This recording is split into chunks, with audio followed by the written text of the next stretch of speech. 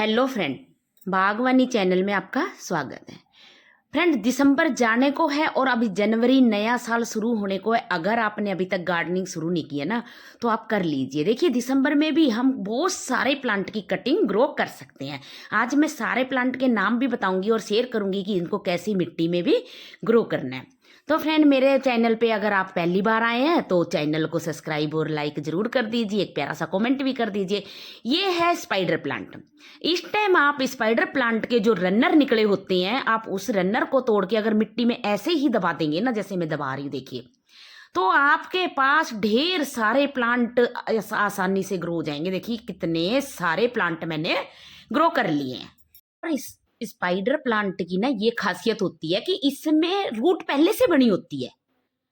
देखिए, जहां से रनर होगा ना उसमें रूट पहले से निकली होती है, देखिए।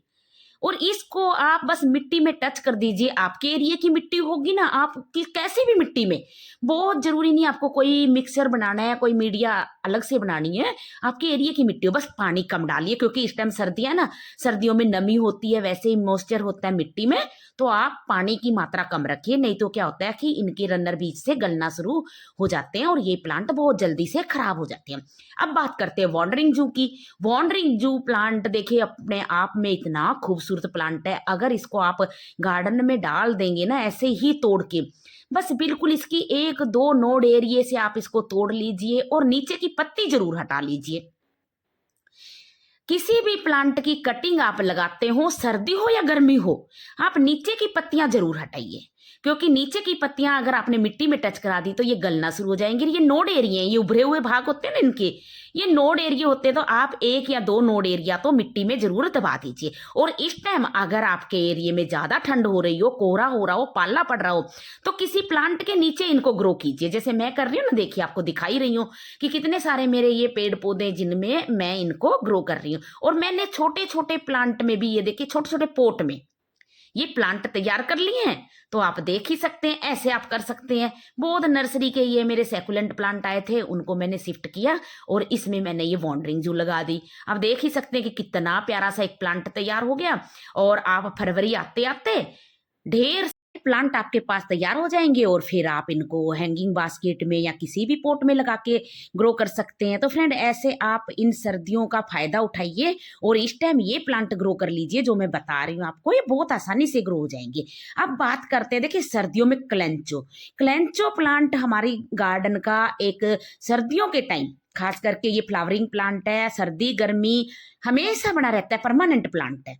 और जो आज मैं बता रही हूँ ये सारे परमानेंट प्लांट हैं। ये बहुत आसानी से कटिंग से लग जाते हैं। जो क्लंचो प्लांट होते हैं, ये इनके नोड एरिया होते हैं, उभरे हुए भाग को हमेशा नोड एरिया बोलते हैं। आप इसको किसी कैसी भी मिट्टी, अगर आपके पास सैंडी मिट्टी हो तो इस टाइम आप सैंडी मिट्टी में इनको ग्रो कीजिए, क्योंकि सैंडी मिट्टी में ना पानी होल्ड नहीं हो पाता है। और पानी अब इस टाइम हमें होल्ड करके रखना भी नहीं होता, क्योंकि सर्दियों में तो पहले से ही नमी होती है। मौसम में इतनी नमी होती है कि कोहरा पाला पड़ता है तो दिन भर ओस होती है। तो इसके कारण हमें पानी की मात्रा कम रखनी होती है। और किसी प्लांट के साथ में लगाइए और धूप की साइड में लगाइए। क्लंचो प्लांट जब भी लगाएं आप धूप की साइड में लगाएं। अब बात करते हैं डेविल्स बैकबोन की। डेविल्स बैकबोन प्लांट अपने आप में ही बहुत खूबसूरत प्लांट होता है, कलर चेंजिंग प्लांट है। जब आप इसकी प्लांट की इस टाइम अगर सर्दियों में आप इसको दिसंबर जनवरी में कटिंग ग्रो कर रहे हैं, तो इसकी पत्तियां पिंक हो जाएंगी और झड़ना भी शुरू होंगी। तो आप घबराए ना, कटिंग को वैसे ही लगा रहने दे, पानी की मात्रा कम डालिए। ऐसे ही अपना अल्ट्रानेंथरा है। अल्ट्रानेंथरा प्लांट भी इस टाइम ना, इसमें छोटे छोटे फ्लावर शुरू हो जाते हैं। देखिए, ये छोटे छोटे फ्लावर हैं, इसमें इतना ही छोटा फ्लावर आता है, बहुत बड़ा फ्लावर नहीं आता। लेकिन इसकी रंग बिरंगी पत्तियों के कारण देखिए कितना सुंदर से ये अल्ट्रानेंथरा प्लांट है। तो आप एक छोटी सी कटिंग काटिए, देखिए मैं दिखा रही ना, इतनी छोटी छोटी कटिंग से आप इसको लगा डालिए। और इस टाइम इनके कम से कम भी नहीं तो 7-8 कलर आते हैं। आप कोई भी कलर इसके लगा लीजिए और ये कलर चेंजिंग प्लांट है। छोटी छोटी कटिंग से बहुत आसानी से लग जाते हैं। और ध्यान रखें कि इस टाइम आप जो भी पोट या जिसमें भी प्लांटर में आप लगा रहे हैं प्लांट को, तो पोट आप छोटा लीजिए। छोटा पॉट हम सर्दियों में इसलिए लेते हैं कि कटिंग को बहुत ज़्यादा मिट्टी और पानी की ज़रूरत नहीं होती। वो इस टाइम मौसम नमी होता है तो वो अपने आप भी ग्रो हो जाती है। तो ये ध्यान रखिए, छोटे छोटे पॉट में आप ऐसे लगा दीजिए और इनको रख लीजिए। फरवरी आते आते आपके पास ढेर सारे प्लांट फ्री के तैयार हो जाएंगे और आपका एक गार्डन 70-80% गार्डन आप फ्रेंड फ्री में तैयार कर सकते हैं। अब बात करते हैं हम इंग्लिश आईवी की। इंग्लिश आईवी प्लांट अपने आप में इतना खूबसूरत प्लांट है। ये नॉर्मल वाला भी, आप ग्रीन जो होता है उसको हम नॉर्मल वाला बोलते हैं, और ये है वेरीगेटेड वाला, क्योंकि इसकी पत्तियों में काफी सारे कलर होते हैं। और ये भी बहुत प्यारा प्लांट है। पानी आप मैं देख रहे हैं ना, स्प्रे करके डाल रही हूँ, क्योंकि इस प्लांट की पत्तियां बहुत थिक होती हैं, जेल भरा होता है, और इस प्लांट को भी बहुत ज्यादा पानी की जरूरत नहीं होती। ओवर वाटरिंग बिल्कुल ना करिए, ब्राइट लाइट में रखिए इनको। आपके पास धूप दिन भर की ना आती हो तो कोई बात नहीं, ब्राइट लाइट में आप रख सकते हैं। कटिंग से बहुत इजी से, आसानी से ग्रो हो जाते हैं। छोटी छोटी कटिंग से आप काट के इसको ग्रो कर लीजिए।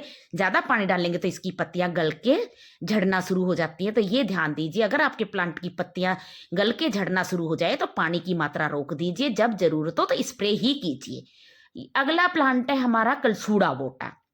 देखिए, सेम आप इंग्लिश आईवी की तरह ही कलसूड़ा वोटा भी होता है।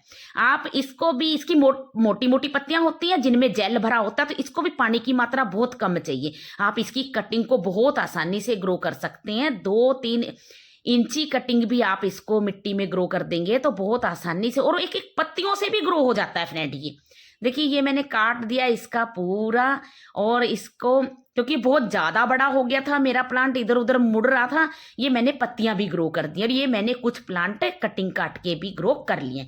तो आप ऐसे पत्तियों से भी ग्रो कर सकते हैं, कटिंग से भी ग्रो कर सकते हैं। बहुत आसानी से आप कलसूड़ा अवोटा को ग्रो कर सकते हैं, और इसकी कम देखभाल है, पानी की मात्रा बिल्कुल कम रखिए। अब बात करते हैं हम एंजॉय पोथोज। मनी प्लांट की कोई भी वैरायटी हो, एंजॉय पोथोज हो, कोई भी वैरायटी, आप छोटी छोटी कटिंग से बहुत आसानी से ग्रो कर सकते हैं। हैंगिंग बास्केट तैयार कर सकते हैं, पॉट में लगा सकते हैं, पानी में ग्रो कर सकते हैं। बहुत आसानी से पानी में ग्रो हो जाते हैं। और बहुत ज़्यादा फर्टिलाइजर आप कटिंग में ना डालें। लिक्विड फर्टिलाइजर तो आप कटिंग में बिल्कुल मत डालिए फ्रेंड, सर्दियों में खास करके, क्योंकि कटिंग जो होती है वो बहुत नाजुक होती है, और जो हमारे लिक्विड फर्टिलाइजर होते हैं वो बहुत हार्ड होते हैं, सॉफ्ट नहीं होते हैं। तो इसलिए आप इनको कटिंग जब भी लगाएं किसी भी प्लांट की, तो कटिंग जब तक ग्रो ना हो आप उनमें फर्टिलाइजर बिल्कुल ना डालें।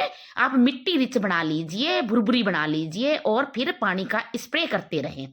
मॉइस्चर बना के रखिए मिट्टी में। बड़े बड़े प्लांट के साथ में सटा के आप इन प्लांट को रख सकते हैं। हैंगिंग बास्केट है तो आप ऐसी दीवार पे लगाइए कि जहां ओस और पाला डायरेक्ट इनकी पत्तियों पे ना पड़े। तो ये छोटी छोटी जानकारी है फ्रेंड। अगर अच्छा लग रहा हो जानकारी, मेरी दी हुई जानकारी आपको पसंद आ रही हो, तो मेरे चैनल को सब्सक्राइब और लाइक जरूर कर लीजिए। इस टाइम आप जेड प्लांट को बहुत आसानी से ग्रो कर सकते हैं। बहुत छोटी छोटी कटिंग से जेड प्लांट ग्रो हो जाता है। आप इसको बोनसाई बना सकते हैं, आप इसकी टोपियारी बना सकते हैं, कैसे भी इसको छोटे से टेबल टॉप पे ग्रो कर सकते थे। इतनी कटिंग बिल्कुल नाजुक नाजुक कटिंग होती है। जब हमारे पास बड़ा प्लांट हो जाता है ना, तो हम कटिंग काट के फेंक देते हैं। तो कभी भी कटिंग को फेंकिए ना, आप मिट्टी में गड़ा दीजिए।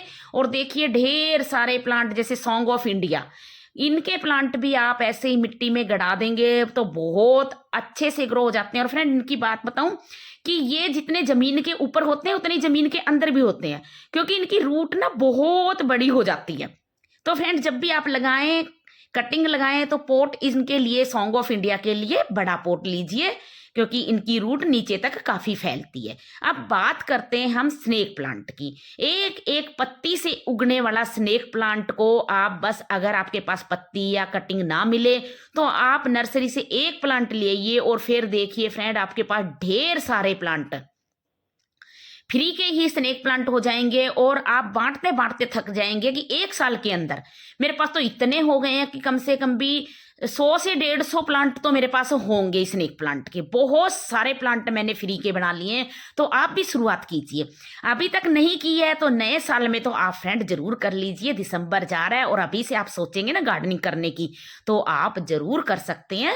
ये बहुत मुश्किल काम नहीं है। आप एक बार गार्डनिंग शुरू कीजिए, फिर देखिए आपको कितना अच्छा लगेगा। सारी टेंशनें दूर हो जाएंगी और बहुत आसानी से आप अपना गार्डन तैयार करेंगे। और जब ये हरियाली हमारे घर में होती है ना, तो बहुत खुशियां भी लेके आती हैं। आप मानिए फ्रेंड मेरी बात, कि हरियाली जब घर में होती है ना, तो वास्तव में बहुत खुशियां आती हैं घर में। और ये देखिए मैंने जीजी प्लांट की कटिंग, बिल्कुल एक एक पत्ती से आप ग्रो कर सकते हैं। ये मैंने पत्ती डाली थी और देखिए इसमें प्लांट भी तैयार हो गया। और इसकी आप, ये राइजोन है नीचे, आप इसको अब किसी भी प्लांटर में इसको ग्रो कर सकते हैं और इसको घर के अंदर भी रख सकते हैं। तो ये छोटी छोटी जानकारियां हैं फ्रेंड। अगर अच्छी लगी हो तो चैनल को सब्सक्राइब और लाइक जरूर कर लीजिए। मिट्टी आप अपने एरिया की रखिए। अगर दिन में धूप आती हो तो सर्दियों में आप ये प्लांट धूप में रख सकते हैं। नहीं आती हो तो बड़े बड़े प्लांट के साथ में कटिंग को सटा के रख दीजिए। तो ऐसे आप ढेर सारे प्लांट तैयार कर सकते हैं। जीजी प्लांट की कटिंग एक एक पत्ती से ग्रो हो जाते हैं और आपको मैं ये दिखा रही हूँ। रिजल्ट देखिए, तो बिल्कुल रिजल्ट के साथ है फ्रेंड। लगाइए आप भी गार्डन की शुरुआत।